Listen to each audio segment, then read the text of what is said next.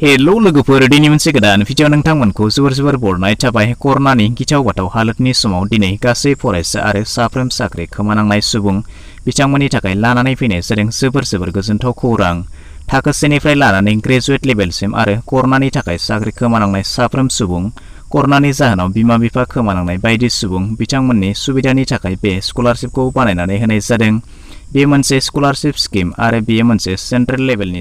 बिदिब्ला नोंथांमोना जुदि बेफोरबायदि थासारियाव गोग्लैनानै दङब्ला आरो नोंथाङा जुदि थारैनो थाखो 1 निफ्राय ग्रेजुवेट लेभेलनि फरायसा अब्ला नोंथांमोना बेनि थाखाय गोबाव बिदिब्ला बेनि थाखाय माबोरै एप्लाइ खालामनांगोन मा डकुमेन्ट्स गोनां जागोन लास्ट डेटआ माब्ला बेफोर गासैखौबो नोंथांमोना बे भिडिअनि गेजेरजों आबुङै फोरमायनानै होनाय जागोन बेखायनो भिडिअखौ एसेबो स्किप खालामालासे जोबजासिमल' नायलांबाय थादो आरो बेखिनियाव मोनसे खोथा फोरमायनानै होनो सानदों जुदि नोंथांमोना बे भिडिअखौ फेसबुकआव नायनो थाखाय जोंनि फेसबुक पेजखौ अन्नानै फल' खालामनानै लादो आरो सानफ्रोमबो बायदि आपडेटखौ गोख्रै आरो थोंजों मोननो थाखाय जोंनि आपडेट बड'लेण्ड टेलिग्राम चेनेलखौ जइन खालामनानै लादो मोन्नैनिबो लिंकआ डिसक्रिप्शनाव दङ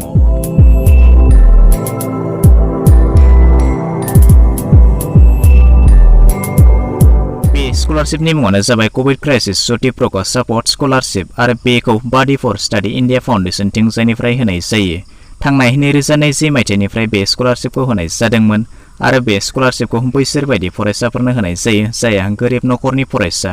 जायहा नखराव रांखान्थियारि हालोदा मोजां नङा कर'नानि जाहोनाव बिमा बिफा खोमानांनाय फरायसा जायफ्रा कर'नानि जाहोनाव साख्रि खोमानांगौ जाबाय रांखान्थियारि हालोदा मोजां नङा आरो जायनि नखरनि रां आरजिग्रा सुबुंखौ खोमानांबाय जायफ्रा रां आरजिनायनि जेबो राहा गैया नाथाय बिथांमोननि नखराव फरायग्रा फरायसा दङ बिदिब्ला बिथांमोना बेनि थाखाय बे स्कलारशिपखौ एप्लाइ खालामनो हागोन सोर बेसेबां रां मोनगोन थाखो 1 निफ्राय थाखो 8 सिम बिथांमोना 9,000 रां मोनगोन बेनिफ्राय थाखो 9 आरो 10 मोनगोन 12,000 रां आरो थाखो 11 आरो 12 मोनगोन 15,000 रां बेनिफ्राय ग्रेजुवेट फरायबाय थानाय बिथांमोना मोनगोन 10 निफ्राय 30,000 बेखौ एप्लाइ खालामनो थाखाय नोंथांमोना डकुमेन्ट्स महरै होफानो नांगोन जुदि नोंथांमोना डिग्री लेभेलनि फरायसाब्ला अब्ला नोंथांमोना 2nd 3rd 4th 5th नोंथांमोना बे सेमिस्टारनि जायखिजाया मोनसे डकुमेन्ट्स अर्थात नोंथांमोना जोबथा आनजादनि डकुमेन्ट्सखौ नोंथांमोना बेवहाय होफानो नांगोन बेनि उनाव आधार कार्ड भटार आइडि ड्राइभिं लाइसेन्स नङाब्ला पान कार्ड जायखिजाया मोनसे गभर्नमेन्टनि आइडि प्रुफ नोंथांमोना बेवहाय होफानो नांगोन बेनिफ्राय स्कुल कलेजाव मुं थिसननायनि एडमिशन स्लिप नोंथांमोना बेखौबो होफानो नांगोन बेनिफ्राय खोमानांनायनि फोरमान बिलाइ थामहिनबा नोंथांमोना बिमा बिफा खोमानांबायब्ला बेनि डेथ सार्टिफिकेट नोंथांमोना बेवहाय होफानो नांगोन बेनिफ्राय जुदि नोंथांमोना साख्रि खोमानांगौ जादोंब्ला बेनि सार्टिफिकेटखौबो नोंथांमोना बेवहाय होफानो नांगोन बेनिफ्राय जाय बिथांनि मुङाव बिथाङा एप्लाइ खालामदों बिथांनि बेंक एकाउन्ट नोंथांमोना बेवहाय होफानो नांगोन बेनिफ्राय गांसे पासपोर्ट साइज फट'ग्राफ नोंथांमोना बेवहाय होफानो नांगोन बेनि उनाव एप्लाइ खालामगिरिखौ ओनसोलाव सिनायनाय फोरमान बिलाइ जेरै स्कुल कलेजनि फोरोंगिरिनिफ्राय लानो हागोन जेरै doctor head of school head of college नङाब्ला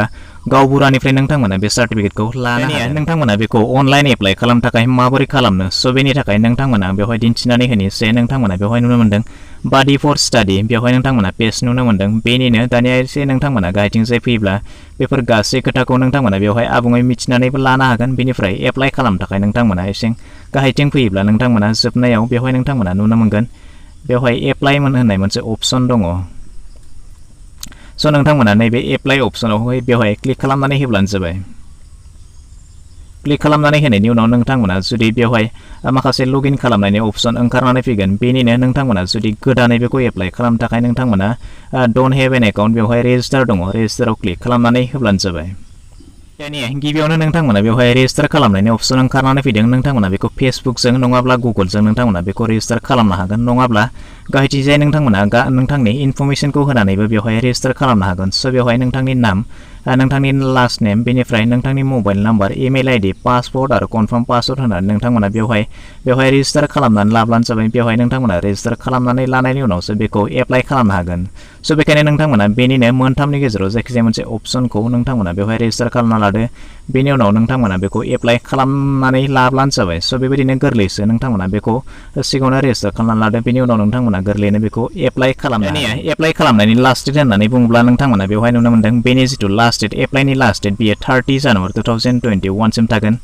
नोंथांमोननि आखायाव सप्तासेनि सम दङ नोंथांमोना गासै डकुमेन्ट्सखौ रेडि खालामनानै नोंथांमोना बेबायदियैनो